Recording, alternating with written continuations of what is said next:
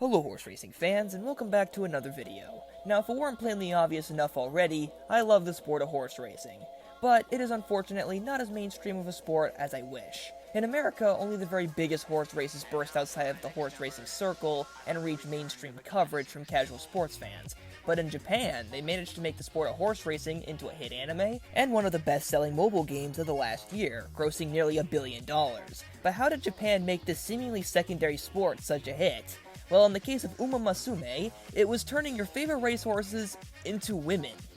Yeah, I'm not joking. The most famous racehorses in Japan are now women that you can cosplay as, buy figures of, and, yeah, we don't talk about that. Don't feel too bad for the owners, though. They did give the show writers permission themselves to use their horses, so they hopefully knew what was coming. Their horses, now more famous than ever before, but you still gotta sleep with the knowledge that thousands of random people are romantically attracted to your horses as girls. Like, imagine if they did this in America. Imagine seeing Secretariat, but as a horse girl. Personally, I would pass. But ramifications of turning horses into human girls aside, I've wanted to talk about this weird franchise for a while now. And while there's no reasonable way for me to cover every single piece of media pertaining to Musume, I can at least start somewhere. So why not talk about the anime series, and see if it's any good? I've watched tons of horse racing in my life, but almost no anime. So could a hardcore horse racing fan like myself be able to find enjoyment in a show with such a weird concept that is both familiar to me, but also so foreign? Let's find out, as this horse racing nerd watches Musume, Pretty Derby, Season 1.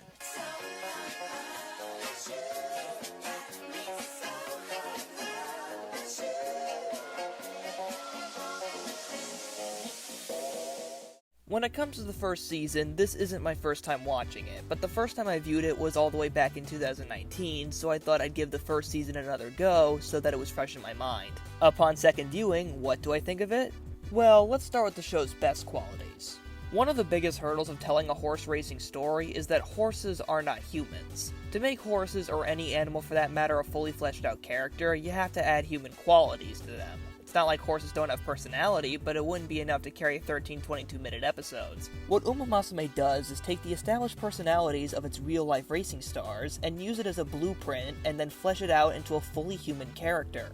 For a quick example, take one of my personal favorite horses from Japan, Gold Ship. This horse was wacky enough in real life that you didn't really need to add too much to make him work as a human character. In real life, he was very talented, but also easily distracted, unruly, and hard to motivate, as well as a purveyor of funny faces. As a horse girl, well, these antics work great into making her easily memorable. It's fun for racing fans like myself who already know and like this character because of its basis in reality, and for newcomers, it's a funny personality to root for and get attached to. This balance remains consistent for every other character shown in the series. They even went the extra mile of being accurate to the careers of these horses with a few major exceptions, making this one of the weirdest things even remotely based on a true story that I've ever seen. Although already knowing the careers of these horses did somewhat spoil the show for me, it wasn't like the show just suddenly becomes boring because of that. Then again, it's hard to be bored of a show that is so bold and out there. It's a small price to pay, and the glue that kept the show together for me. Its basis in reality grounds the show just enough to keep me watching with all the crazy stuff going on around it. This pays off greatly because what this does is show off real-life events in a format that attracts new audiences to horse racing, and in the most weird way possible, teaches people about horse racing. I should know, because my knowledge of Japanese racing isn't nearly as vast as American racing, which is what I usually watch. So when Musume showed a racehorse I didn't immediately recognize, I'd end up digging deeper and come out with a slightly broader knowledge of Japanese racing because of it. In short, Horse Girl Anime educated me on horse racing, which is something I never thought I'd say out loud.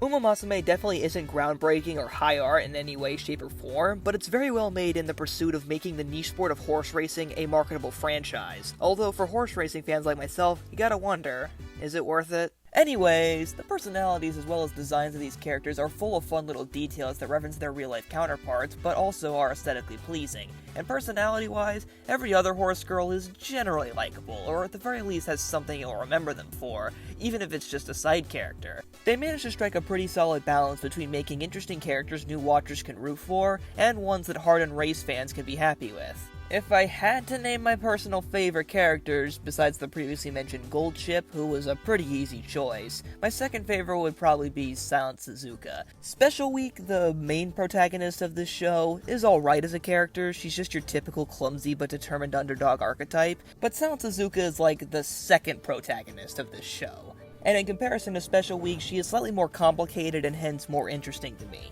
First off, she's the one major exception I was talking about when it comes to historical accuracy. Her career up until episode 7 is about as accurate as the other characters, but in real life, Silent Suzuka passed away when he broke down in the Tenosho Autumn.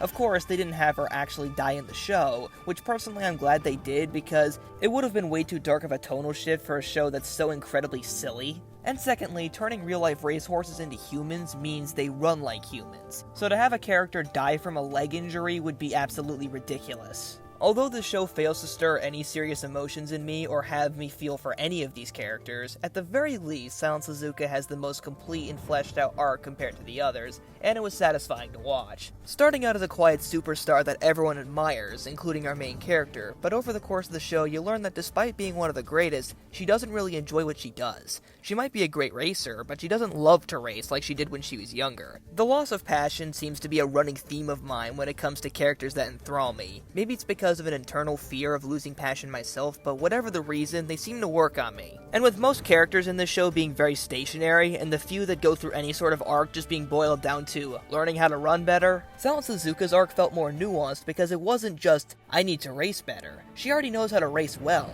Her arc instead is learning how to love racing again, which to me is a much more interesting and unique motivation, and made the first season slightly funner to watch. I also did enjoy Grass Wonder's brief little comeback story. It wasn't a major focus, but it was a fun little detour. And that's about it for my highest praises. There are definitely plenty of characters that I just completely glossed over, and that's mainly down to, even though each character has one or two unique gimmicks, they're not all created equal, so sorry if one of your favorite horse girls was not mentioned in my favorites. Everyone will come out of this show with different personal favorite characters, which is one of the show's strengths, but now it's time to talk about the other edge of the sword, as this show's greatest strength, in some cases, can be the opposite.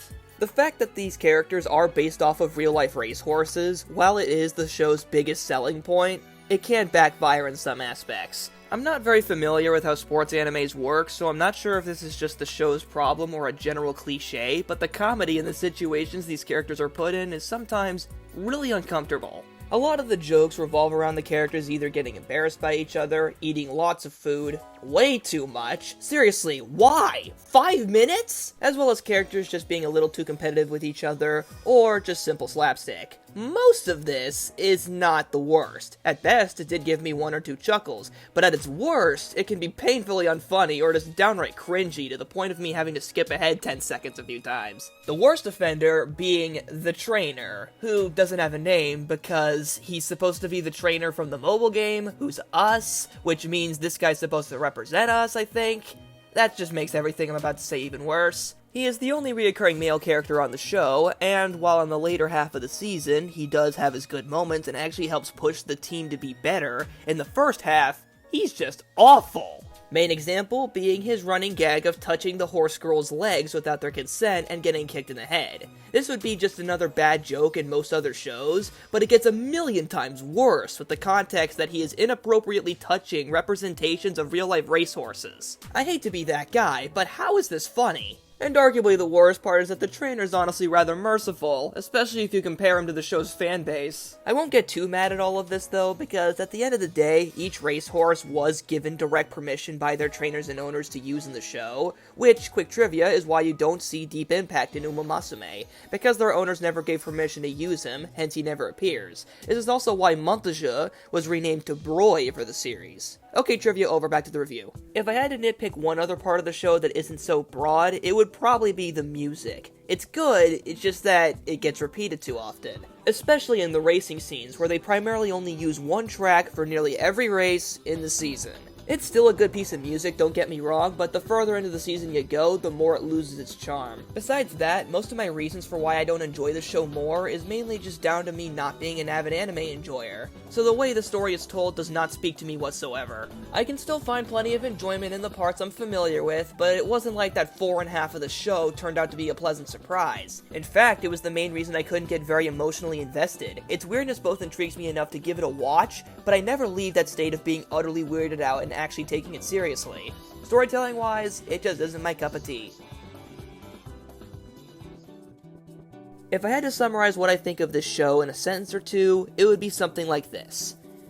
It is a semi-true story about a sport that I'm very passionate about, told in a way that, while not ideal for me personally, is a genius way to rope new people into the sport of horse racing. It is a very weird show, but at the same time, I'll never forget it. I won't ever truly be able to wrap my head around the concept and not find it strange, but also fascinating that someone thought of this, but also that they made it work. Clearly, a lot of love and time was put into this show, and it knew what it wanted to do, and it achieved its goal quite successfully. I was able to find enjoyment in the first season, in spite of it being completely different from what I usually watch or enjoy. Overall, I'd rate it a solid 6.5 out of 10. And if enough of you guys want, I'll consider making other content pertaining to Japanese horse racing, maybe even reviewing the second season in the future, which I've been told is an improvement over the first one, so I look forward to it. Hope you guys enjoyed this video, and see you guys next time.